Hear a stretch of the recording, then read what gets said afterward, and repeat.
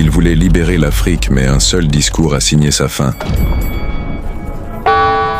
Voici l'histoire d'un homme qui rêvait d'un continent uni et qui a fini traqué comme un fugitif. 1942, Sirte, Libye. Une tente bédouine battue par le vent. Mouammar Kadhafi naît dans la pauvreté.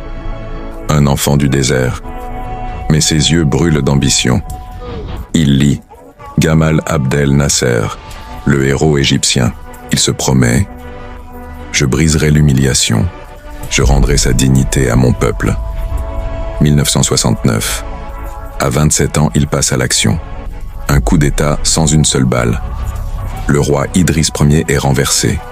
Au matin, Tripoli découvre un nouveau maître, un jeune capitaine en uniforme vert. Il déclare « Fini la corruption, fini la soumission à l'Occident ». Et le peuple y croit. Les premières années sont un miracle. Le pétrole finance tout. École gratuite, médecine gratuite, maison pour les familles pauvres. La Libye devient l'un des pays les plus riches d'Afrique. Mais derrière cette prospérité, une autre réalité s'installe. Kadhafi ne partage pas le pouvoir, il le confisque. En 1973, il publie son livre vert, 3 volumes qui abolissent partis et parlements. Le peuple gouverne directement, dit-il. En réalité, tout passe par lui. Ces comités révolutionnaires font régner la peur. Un mot contre le guide, et on disparaît. Puis il regarde au-delà de la Libye. Il veut unir le monde arabe. L'Égypte, échec. La Syrie, échec. La Tunisie, échec. Alors il change de stratégie. Il se tourne vers l'Afrique. Et là, il rêve plus grand que jamais. Il finance des routes, des hôpitaux, des universités. Il paie la dette de plusieurs pays africains.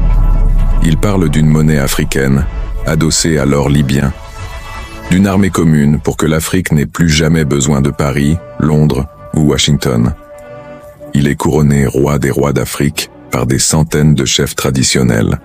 L'Occident, lui, commence à trembler. Mais avant ça, il y a Lockerbie, 1988. Un avion Paname explose au-dessus de l'Écosse. 270 morts. Les États-Unis et le Royaume-Uni accusent Kadhafi. 2 agents libyens sont désignés. L'ONU exige leur extradition. Kadhafi refuse. Jamais un Libyen ne sera jugé par l'Occident.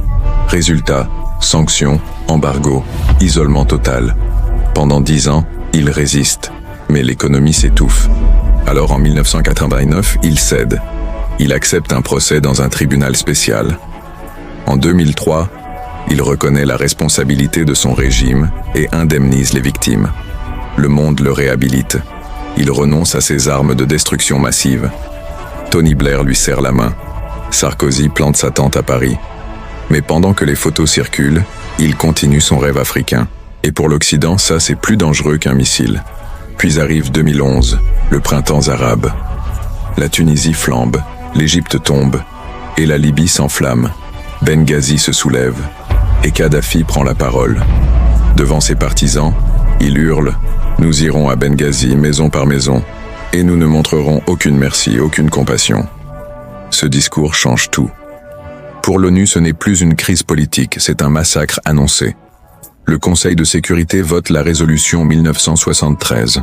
L'OTAN entre en guerre. Les frappes commencent. Ses chars brûlent. Ses avions tombent. Tripoli s'effondre. Octobre 2011. Sirte. Kadhafi tente de fuir. Un drone américain repère son convoi. Un avion français frappe. Blessé, il se cache dans une canalisation. Les rebelles le trouvent. Ils le battent, l'humilient, le tuent. Le guide meurt dans la poussière. Et l'Afrique, elle perd plus qu'un homme. Elle perd un rêve. Car qu'on l'aime ou qu'on le déteste, Kadhafi était peut-être le dernier à croire qu'un continent pouvait se lever seul. Depuis, la Libye n'est plus qu'un champ de ruines. Et l'Afrique attend encore son unité. Alors que retenir de cette histoire? Que même les rêves les plus grands font peur à ceux qui veulent que rien ne change. Que la force sans stratégie finit toujours par se retourner contre celui qui la porte. Que ceux qui te serrent la main quand tout va bien peuvent te frapper dès que tu deviens gênant. Et que si tu veux bâtir quelque chose d'immortel, prépare-toi à être combattu comme si tu étais dangereux. Moi je fais que raconter l'histoire. À toi de voir ce que tu veux retenir.